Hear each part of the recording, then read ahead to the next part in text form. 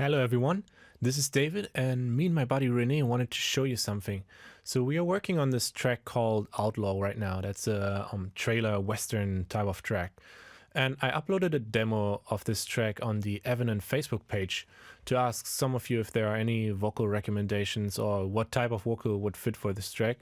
And I just surprisingly got lots of positive feedback for it and great recommendations as well. So I actually found someone who I recorded the lead vocal with now. But yeah, there were also a few questions regarding the production side of this track. So I thought it would be a good idea to just do a quick behind the scenes type of video to show you what Rene and I did to achieve that sound and how we came up with this track. Also, Isaiah has contacted me and asked if I could share this video through Evenant so all of you guys could see it. So yeah, let's dive right into it. So we both mainly work in Cubase, as you can see here. Before we start, let me just play you this, the whole track so you can take a listen to it.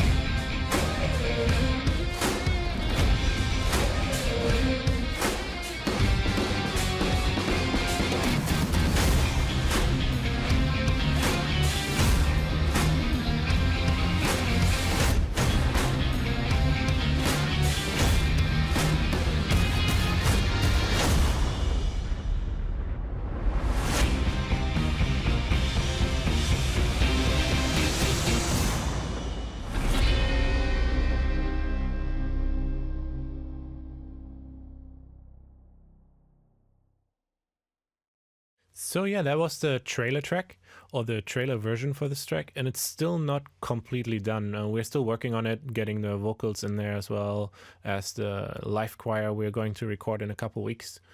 And the whole idea behind this is actually to create a whole trailer album and also have song versions as well as a trailer cut version. And here I have the song version down here as well. Yeah, the song version, as you can see, is already like almost twice as long. It has some different parts in there, and there's also already the vocal in there, but it's not completely mixed yet, so just keep that in mind. But I want to show it to you as well, so you hear the difference. And then I will talk a bit more why we did this and what are our plans with this, and yeah, and then we go more in depth about how we did the song. All right.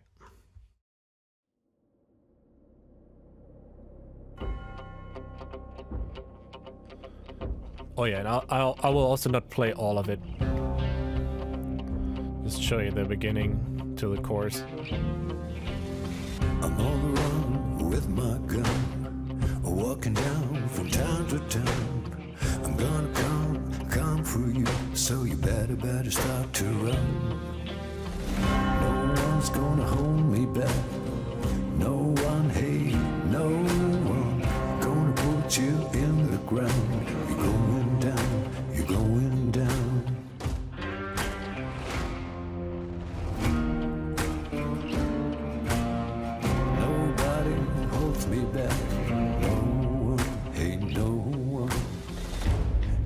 is running low. Your time is running out. We know you're going down. Now you're going down. 'Cause I'm an outlaw. 'Cause I'm an outlaw. 'Cause I'm an outlaw. Getting ready, getting ready, getting ready for more. 'Cause I'm an outlaw. 'Cause I'm an outlaw. 'Cause I'm an outlaw. Getting ready, getting ready, getting ready for war.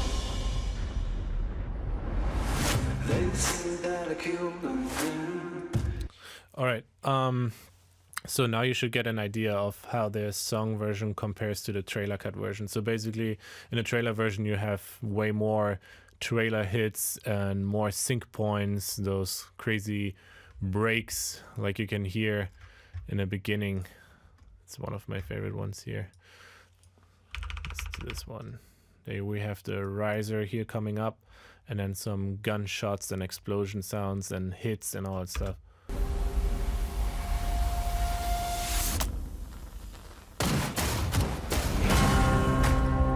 Yeah, so we have more stuff like this. All the stuff down here actually are like trailer based elements for the trailer cut. So the editor has some nice editing points, sync points, and we try to keep the trailer structure as well. Yeah, and we actually started with this track, the trailer version, and then we made the song version out of it. And yeah, the reason why we did this is to, as I already said, to increase the chance of getting a placement. And also when a song like this gets placed, then people who like the music or who enjoy the music, they will go and search for the music. And if they find a full-length song, they can buy it on a platform or listen to it on Spotify. And so you can make some additional money by that as well.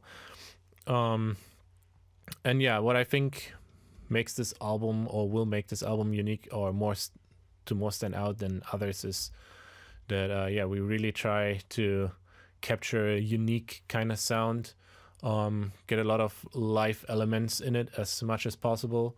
And yeah, normally these songs also take way more time than normal generic trailer tracks we write.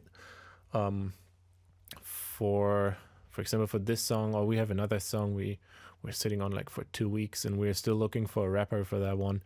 And for this one, yeah, since we will record the live choir and afterwards it's going to go to a mixing studio and then it gets mastered, everything. So yeah, these songs can take like between 2 to 3 weeks sometimes. Yeah, so now let's just take a look how we actually started this track. So first we came up with a basic idea, and my idea was like, I want to write something for Red Dead Redemption 2. That was my initial idea. So we were going for that trailer stuff. So then we were looking for references and for an basic sound we want to have for that. And I already had a vision. So I started out with this basic groove here. So I had a bunch of kicks and stomps. Make sure I'm getting the right ones. And these claps. This kind of stuff. So yeah, we started out with that.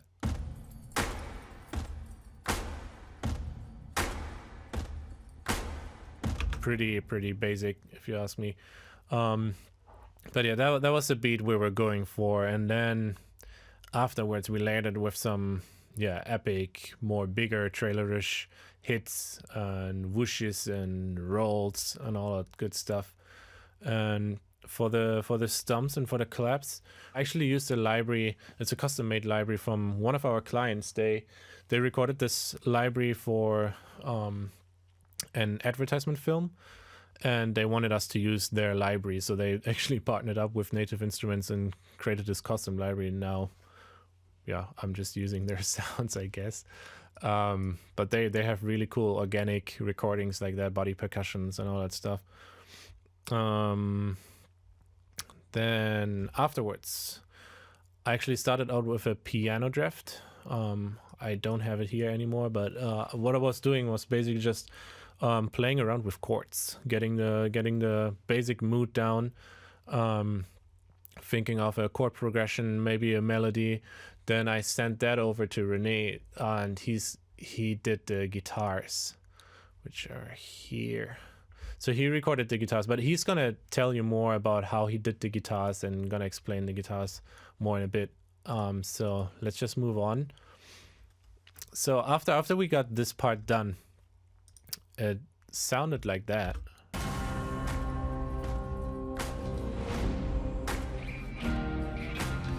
And yeah, and I was like, this is a bit too full for a beginning of a trailer song, or it's not really intro-ish. So we just basically started with like the verse, or the, how do you call that part, like the second part from the trailer structure where they introduce the characters, everything. So I wanted something more ambient, more quiet, more subtle for the beginning.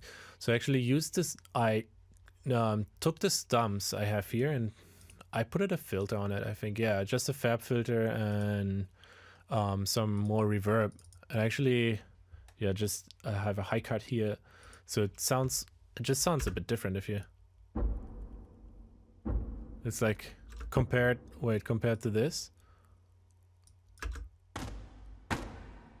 So it's more like a heartbeat kind of sound. I wanted this tension in there. Then we have some ambient stuff in here as well to just get the basic mood right, so that you already get the vibe of being in a Western environment. We have a dark drone, so you get the intensity right, and the atmo, which is just a bright wind sound. And then the dark drone comes slowly behind it. Then we have a stinger here. I love that sound. Yeah, also most of the sound design stuff and the ambient stuff, and for example the stinger and everything, and most of the hits I believe as well, are all taken by the expression library from Sample Logic and Boom. I love what they're doing and their sound design. I'm a huge fan. And also I took a lot of Vikings stuff in here as well.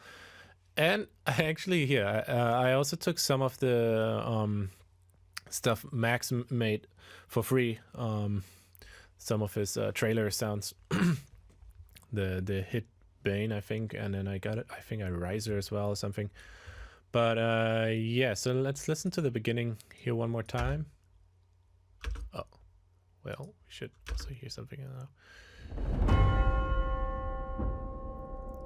Yeah, the bell, just typical church kind of sound. I transposed it 12 semitones low, like an octave lower.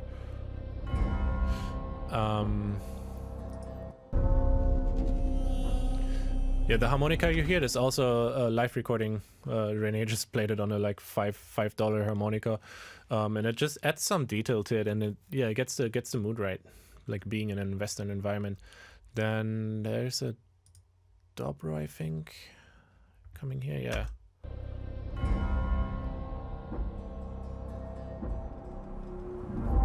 So, and then the riser starts, some more ambient stuff.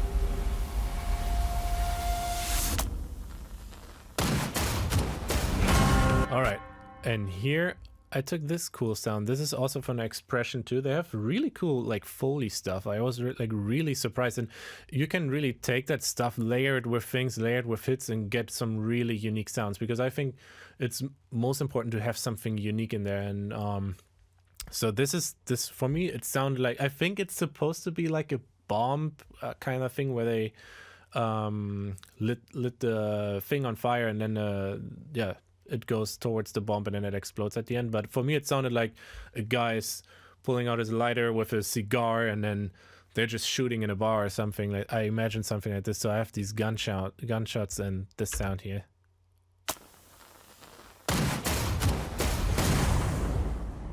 Yeah, and what I did here, I just did a little bit of panning, so you get some more excitement for that break. Yeah, that's almost it. Then the whole thing starts. The next part, I mean.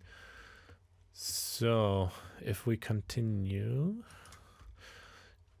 Oh yeah, also I have some guitars here. I asked a buddy of from Boston to record these acoustic guitars, and he was like, yeah, cool. So he helped me out recording the acoustic guitars. Rene recorded the electronic guitars, and so there are a lot of live elements from different people in there, and I really like that kind of stuff, collaborating with other people and getting nice things done.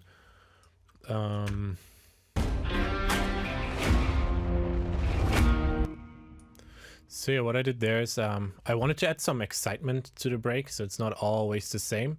So yeah, I just muted these ones here, these hits, and then I have I think that's a gunshot. I put it in there, here and there, so just also supporting the vibe.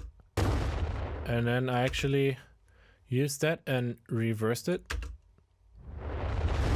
and it gave me the cool like rise up, whooshy kind of sound.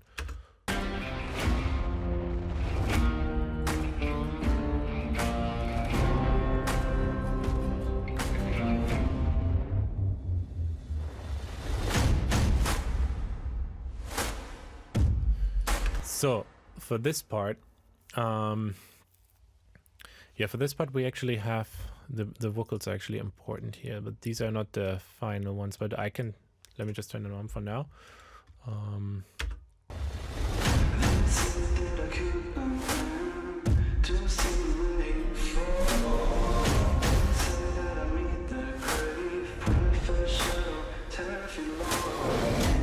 Yeah, just to fill out this part.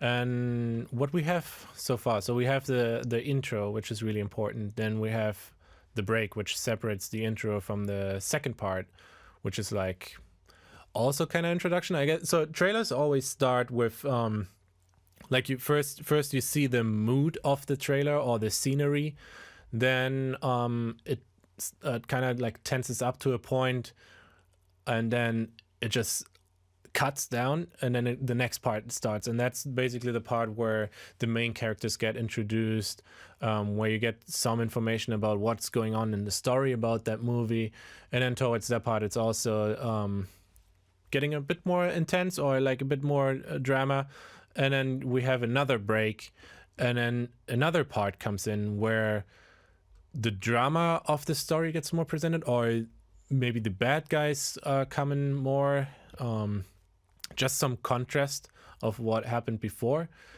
And then we come to like the build-up part where you actually start to see confrontations and where it goes towards the peak and the highlights of the movie. So for that part, we decided to play everything in triplets to change like the tempo and the rhythm of the track, because as you can see, it's an 80 BPM, and that was kind of slow for getting more intense or more dramatic. So we thought this triplet kind of feeling worked there pretty well.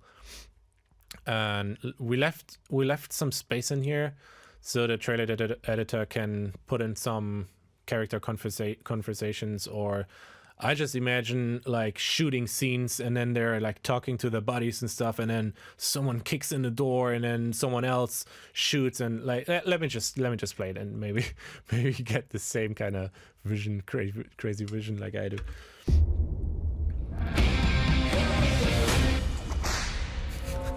This whip sound is just, I don't know if it's already too much. I just said fuck it, let's just leave it in there. Yeah, it's just a whip sound I found from a Foley something sound library. But then I have this rattle kind of snake sound in there.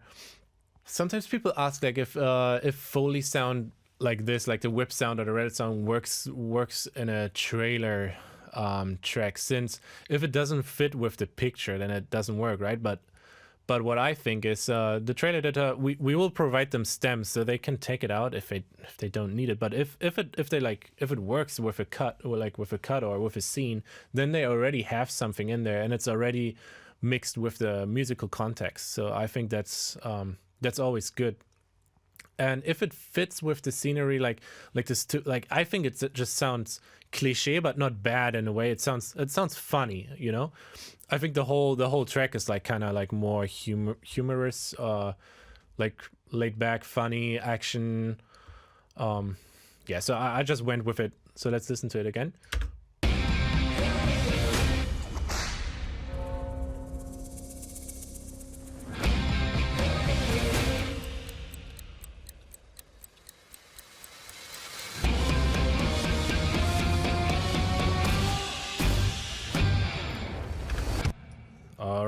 So this was our build up, and then we come to the highlight, to the final, how you like to call it, the final part of the trailer, or the most important part, where the highlights of the movie gets presented, and high intensity levels are here, and that's where we want to grab this the attention of the listener or viewer.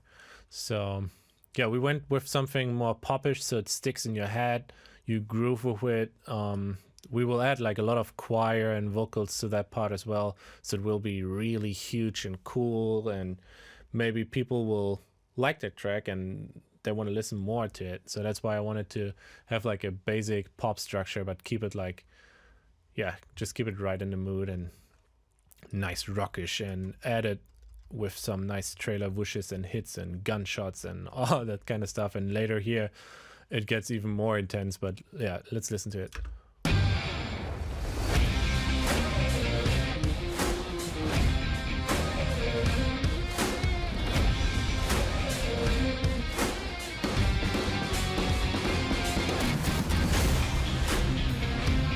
So yeah, here, let me show. I love to do that kind of stuff. Just going in here. This is like, these are the guitars, and if you listen to them solo, this is like what trailer editors love, like to put crazy cuts on scenes like this, and you can just support this by just really cutting out the whole sound, then just make sure that you fade it in and out, otherwise you will get clippings. And if it fits to the beat, then it's great. It just adds more depth, more surprising, more excitement to that whole thing. I did it back here as well. Just try focusing on that. I really like that kind of stuff.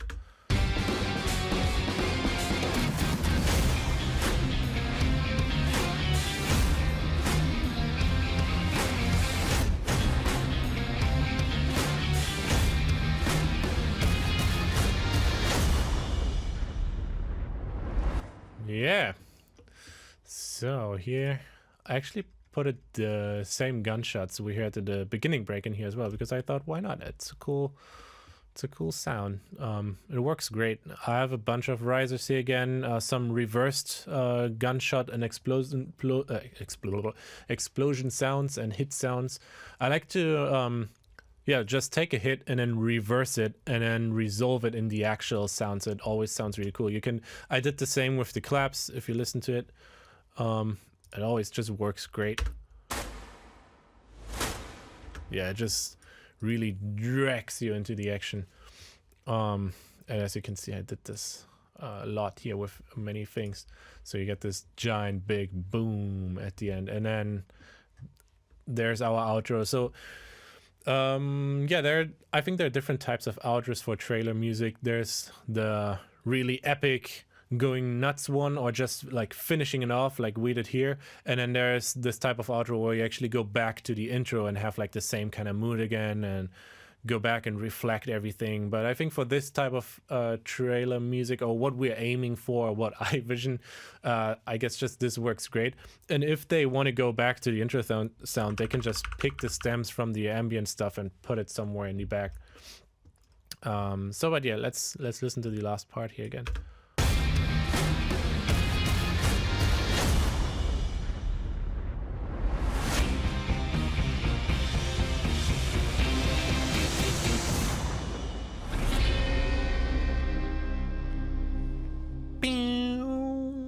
There we have our quirky end chord. Yeah, cool. So next, Rene will show us how he did the guitars and how he recorded the vocals. And yeah, so we actually sending us the stuff back and forth. We live in different cities apart, but we work with Dropbox and sharing all the files, and working on Teamweaver and Skype, discussing things together. And that's how we work on our projects mainly. All right. So welcome to my version of this project.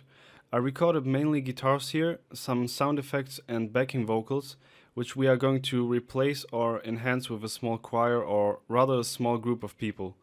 So let's dive into the guitars now, and I will show you what effects I used to achieve the given sound and how I recorded the guitars. So mainly you will see that almost all guitars are recorded live. I think only 3 are done with samples.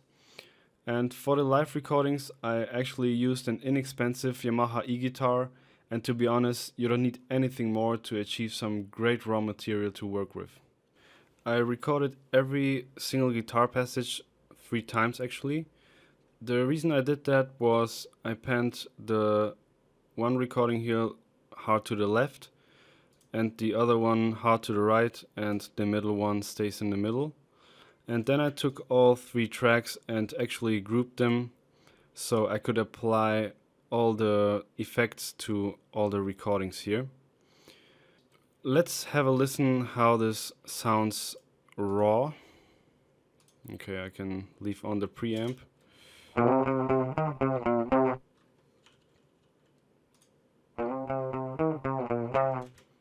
So this is just the pure sound that is coming from the Yamaha e-guitar.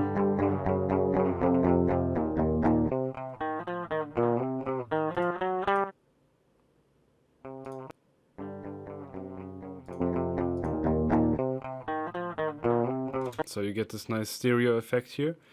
And the first effect I used was a slight tremolo effect. I synced it to the host and put it on 16th. Then the depth on 46 and some other things you can tweak to your liking. You could also desync it and use some random rate, but I like to sync it.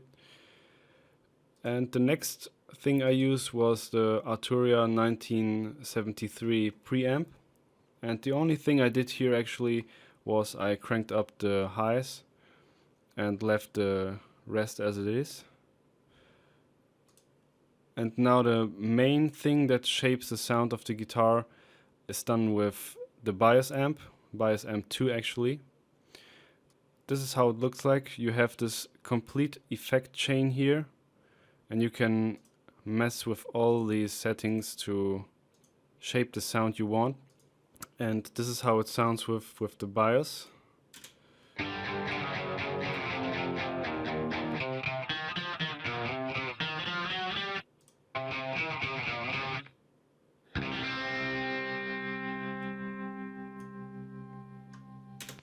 So it's a kind of bluesy, slight distorted sound. And I realized it with some slight gain input here, cranked up all the other knobs here. Then I used this preamp, which is a blues preamp, and used a 12 AU7 input stage tube, made the bias adjust hot and boosted the bass here. That's all that is happening here. The EQ is not doing anything. The tone stack is also cranked up with the tone stack topology American Root 66. Always good to have a Root 66. And then the power amp, which is cranked up on the power gain in the hot zone, and I used the KT88 input stage tubes. And the topology is actually a single-ended, yes. And also cranked up the presence and the vintage preset here. On the transformer side of things, I used the fat style, which distorts very nicely and compresses it very hard here with the 5Y30T tube, and you can always swap it out for another one. They all have some different characteristics, so you can always change them to your liking. And on the cabinet side of things, I actually use only one mic. On bias 2 you can choose a second one if you would like to get some extra detail, but I thought I will just go with the SM57 and place it in the middle and backed it off a bit. And let's have a listen how this changes when I change the microphone position.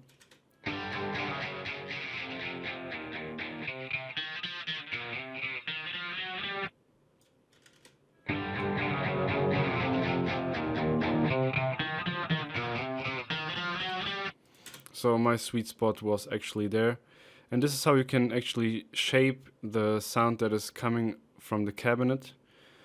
And that's actually all that is happening in here. At the end, I just used the virtual mix rack for some more detail. Cranked up the intensity here and just use the virtual mix bus at the end. And that's the settings I used here. For the second guitar, which is just a short highlight at the end, I used some other effects. I used the pull tech EQ, for example, with a boost here. These are the settings, and there's nothing fancy going on in here. Then some filtering, cutting off some frequencies and boosting the high end. The tremolo effect that we had before. Now, here I used a Lexington chorus with a white Berklee chorus preset. And this is how this guitar sounds like.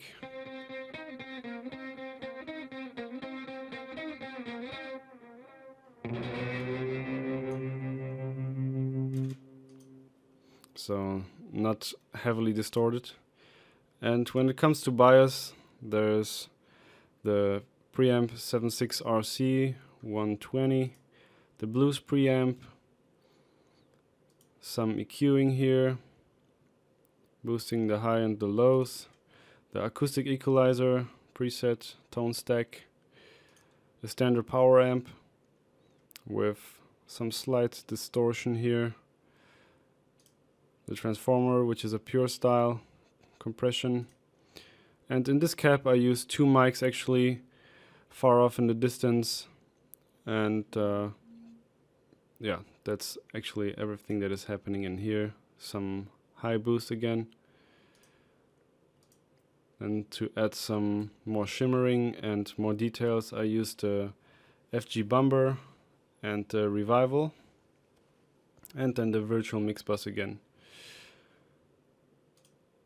And for the delay, which you can hear, I used Greg Wells Piano Centric and just turned on the delay here, and that's all that is happening here. Now for the third guitar, which is a bit more metal-like, I used bias only with one mic, and the heavy distortion comes from the tube stages, which are 5 in this example here, with a lot of distortion, and it sounds like this.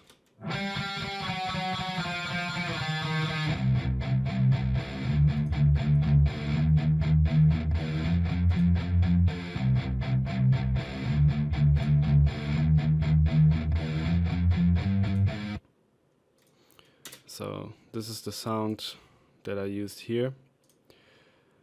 Now for the guitar strumming, which sounds like this.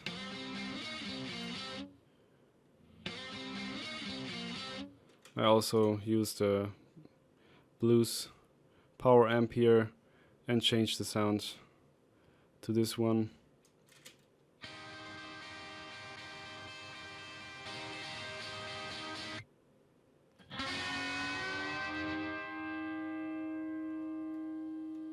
That's everything that is happening in here with a pull tech again. It's just a copy from the previous. Now here we have the Trillium bass guitar, which is this one. Giving some nice low end here. Then I have the fourth guitar.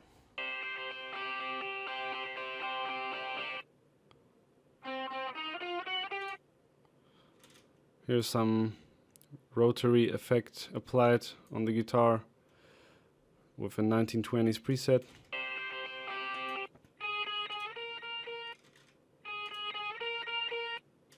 Making it a bit more interesting here. Nothing fancy in here. Then we have the fifth guitar.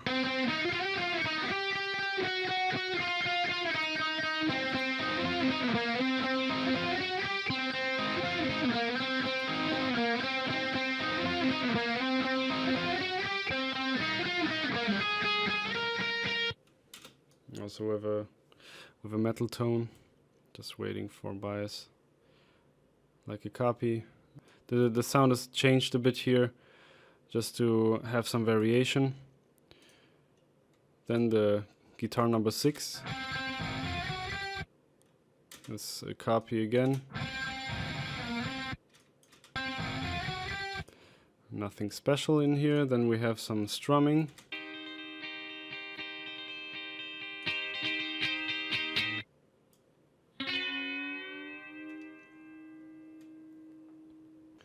So this is a standard preamp. Nothing fancy going on. The distortion is very light, and that's all there is to it. 2 mics. Now for some low end, actually I also used the Vikings guitar.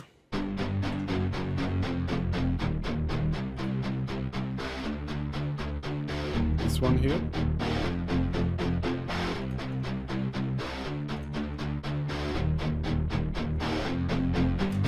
That's what is happening in here, and some electric sunburst, which was this guitar right here.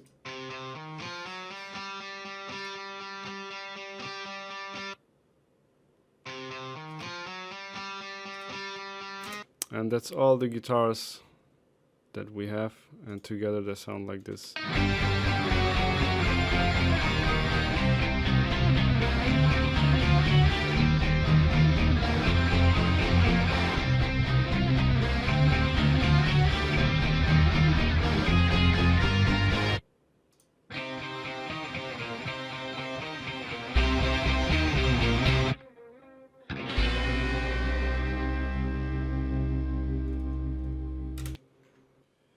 With a good mix and some final mastering on top, you will be able to improve the sound of the guitars even more and gluing them together nicely with the rest of the mix. Let me now show you quickly what I recorded in the background vocals. This is my own voice, and most of the time my voice fits best for background stuff. But this will be replaced by the little choir that we are going to record later on. So I used the same procedure for the vocals. Every vocal is recorded 3 times, hard pan right and left and the middle. And this is how it looks like. So for example, you have this low voice with an ah.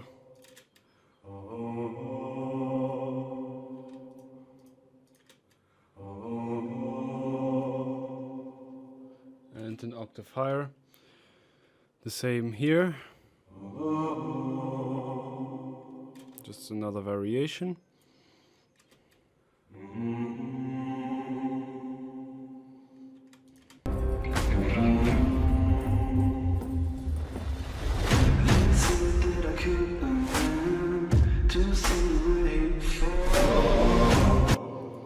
So here I have stuff like this. I find it always funny to hear vocal recordings like this, but yeah, it fits the mix actually pretty good and fills out the background. Adding more voices on top here, and the less voices, a bit more quiet to fill up the space.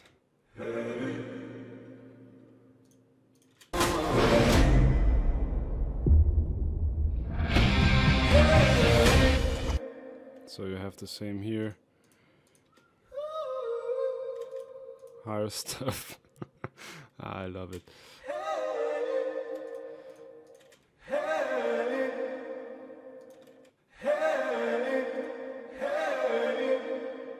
And some shouting at the end.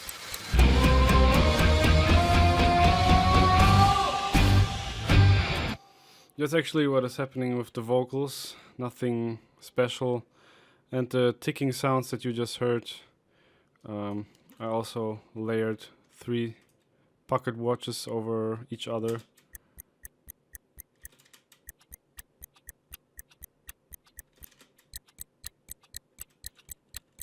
That's how it sounds.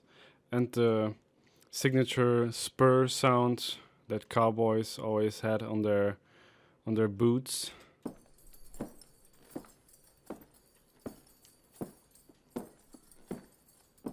So just some nice effects there. And also the harmonica that you can hear at the beginning. Details like this were recorded also by me. And this is actually all that is happening in this project right now. And when I'm done with this stuff, I always send it over to David, and he is implementing this into his project, mixing it up and making it fit. And that's how we work actually. All right, cool, awesome.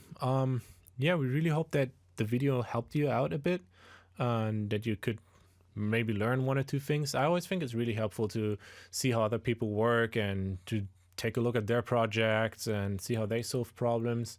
So we were thinking of making more videos like this, and so stay tuned and make sure you can follow us on Facebook or ask us questions, or maybe, yeah, just maybe you guys can tell us what we could do next or what we can show you guys next.